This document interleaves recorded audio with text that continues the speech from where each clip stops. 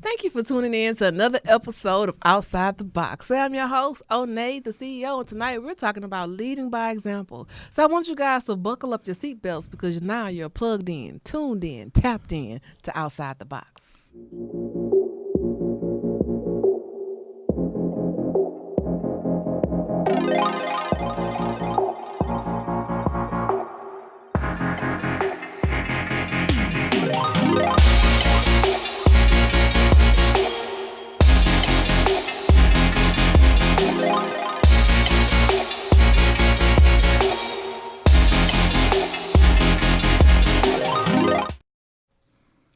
Tonight's special guest is definitely leading by example. He's a poet, he's a mentor, and he's a motivational speaker.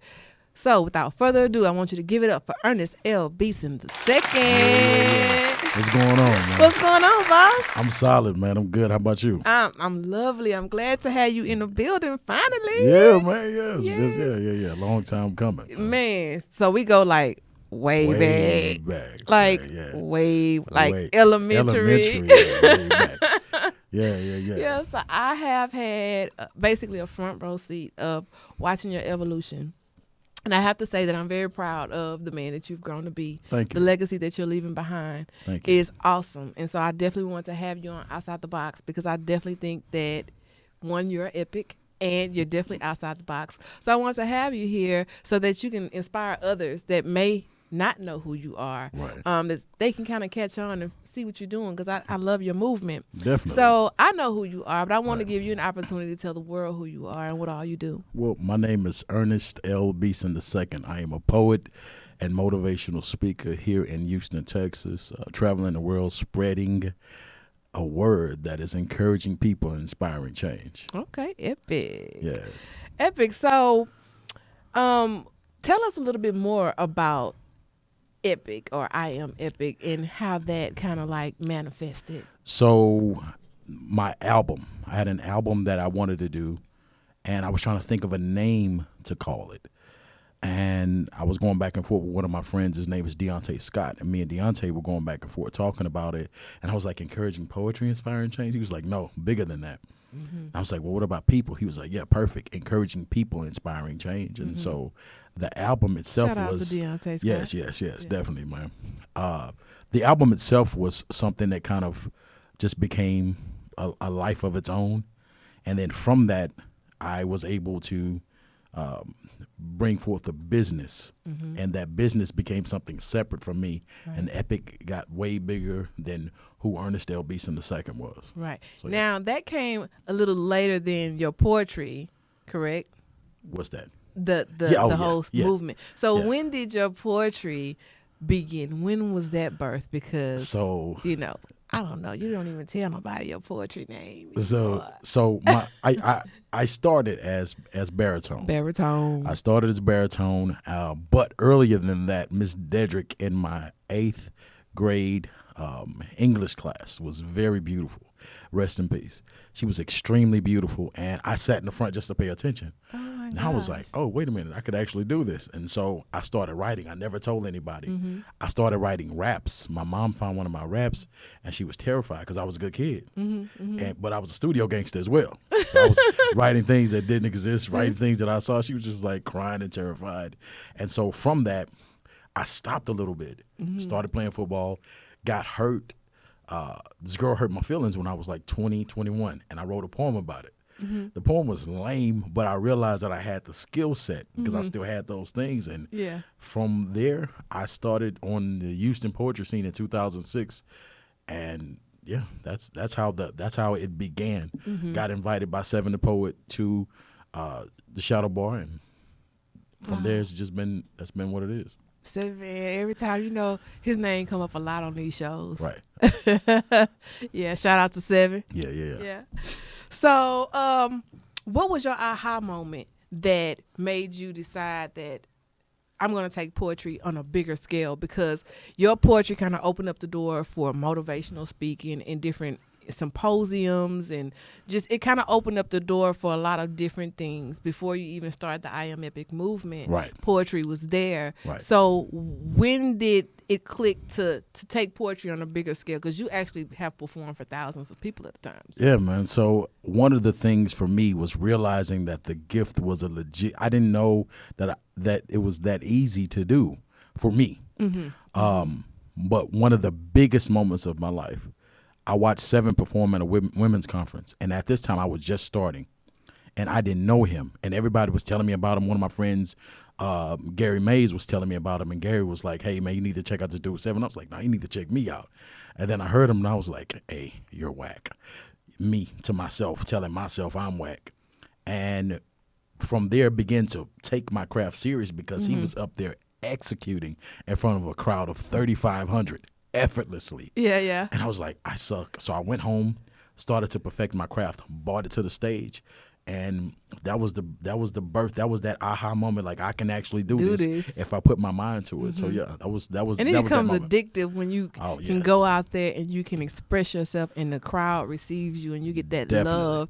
It's like it's something that you can't really explain. Right. You know, that was like that Sunday at the Poetry Lounge was my ish. You can find me every Sunday from 6 to 10 at the Poetry Lounge. Right. That's where I'm at. Yeah. I never would have knew, here you go, 15 years later, that was going to be the start of a platform that I never knew that I was going to be able to touch. Right. You know, that increased my territory so much. So shout out to everybody that started the poetry movement in Houston, Seven, Bar None, Punker from Pluto, all of them. Yeah. Because, you know, we had the Heathen Squad. Yeah. All of us was Solid. out there.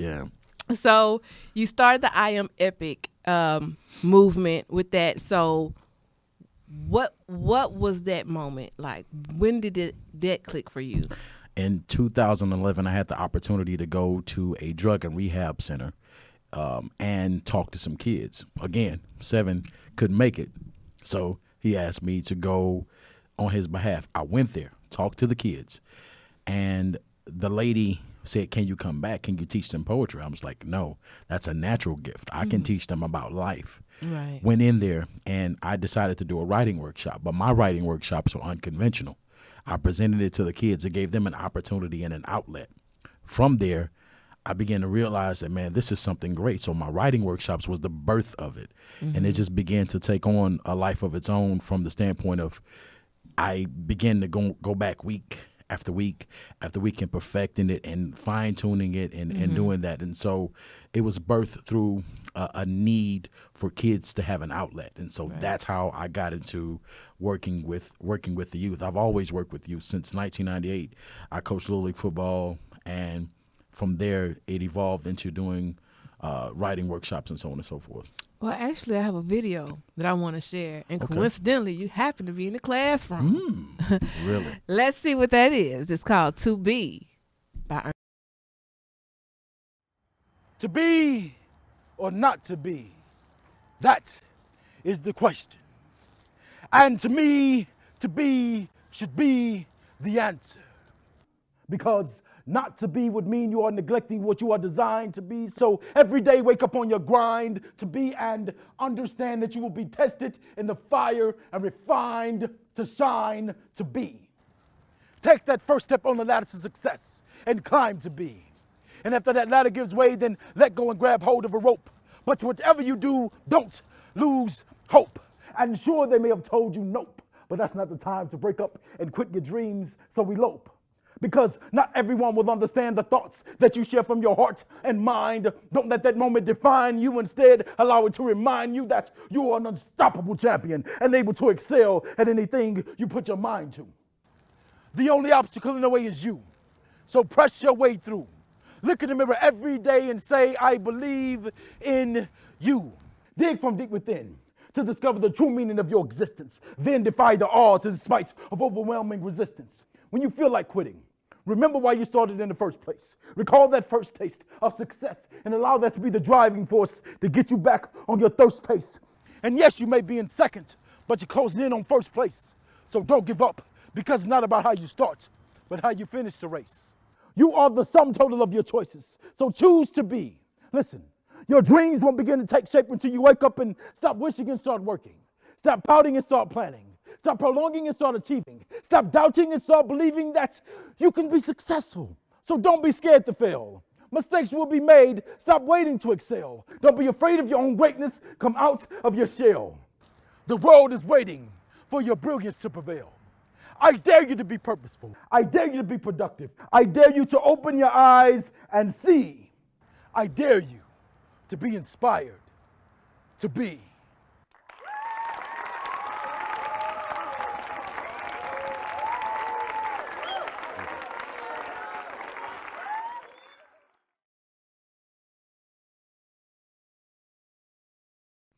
Now that is epic. So once you realize that you had a calling, you're working with kids, you're working with the program, the Writers Workshop, which I'm sure that evolved your mentorship program exponentially because you're working with kids. And when you foster those relationships with them and you're like the big brother almost, they're going to still come to you even after the program is over. So how did that change the course of your decisions? As it relates to how I conducted myself on a daily basis? In life. It made me more aware of my actions. It made me more accountable.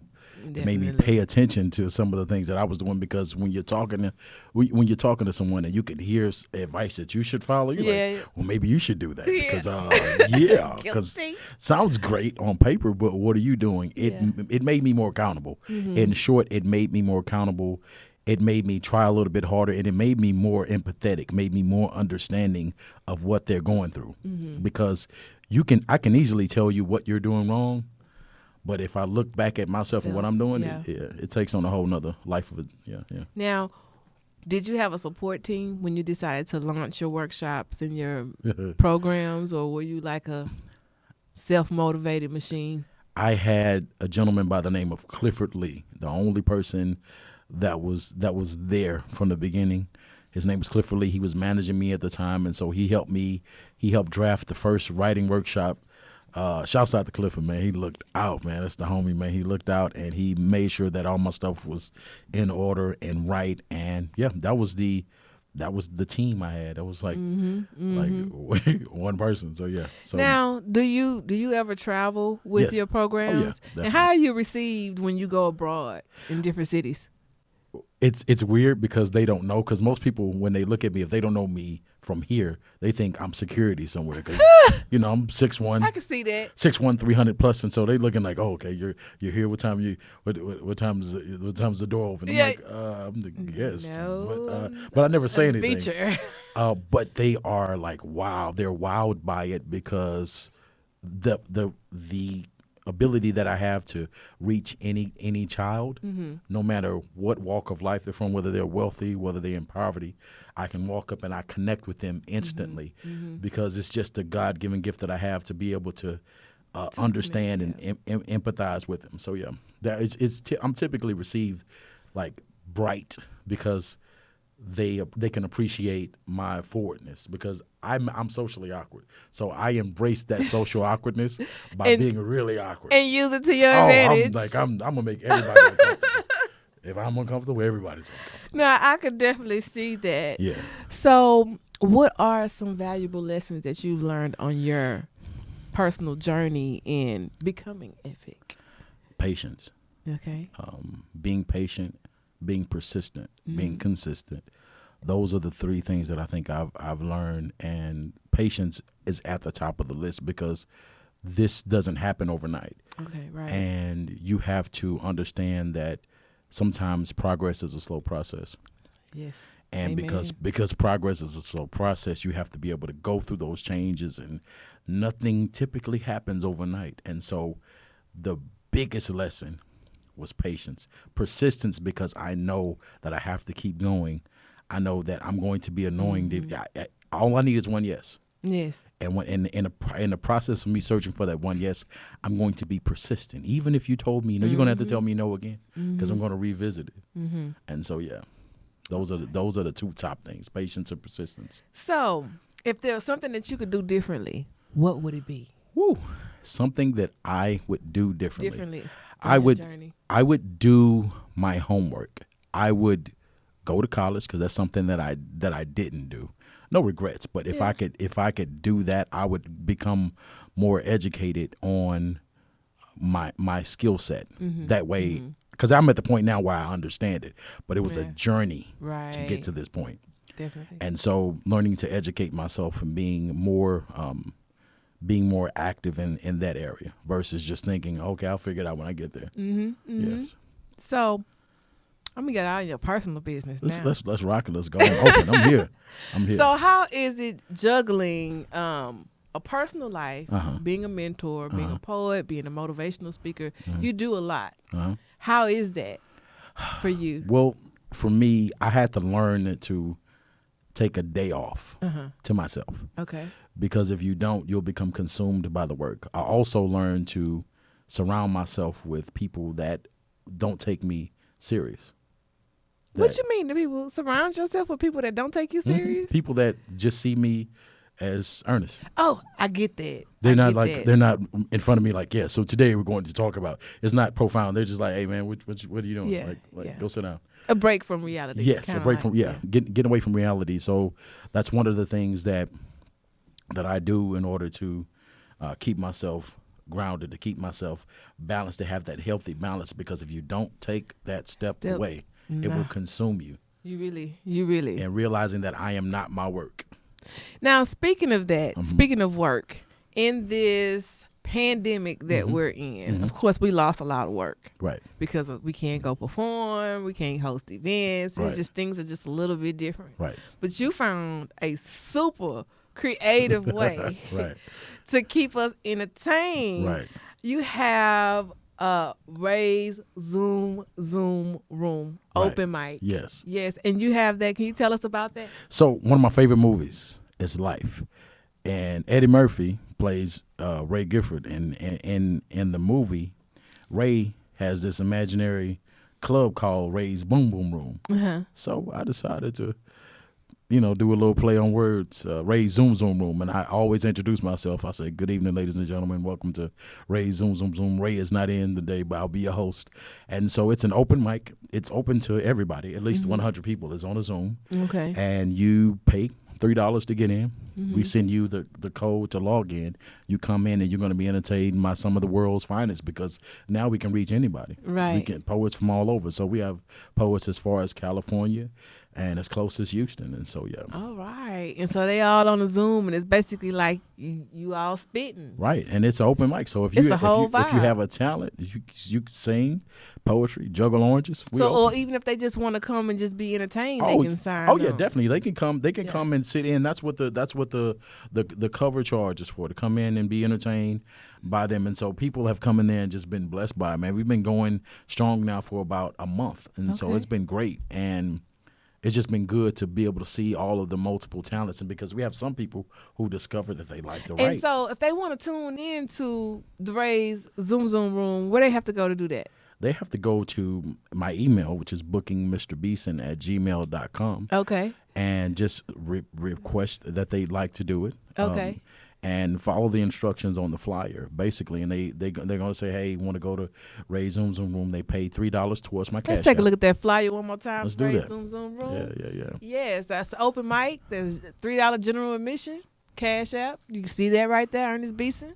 And you just email bookingmrbeason@gmail.com to sign up, and we can get you on that open mic. Let's do I'm it. going to have to go on and grace that thing Come myself. on. Let's do it. Now, let's move right along. I see you doing something on Saturdays, too. I'm being grown. Yes. Saturday Night Love. Saturday Night Love. With BJ Oneal. Yes. So, like I said, I love shows, man. Saturday Night Live, I love sketch comedy. And so with that being said, I was like, man, SNL, Saturday Night Love.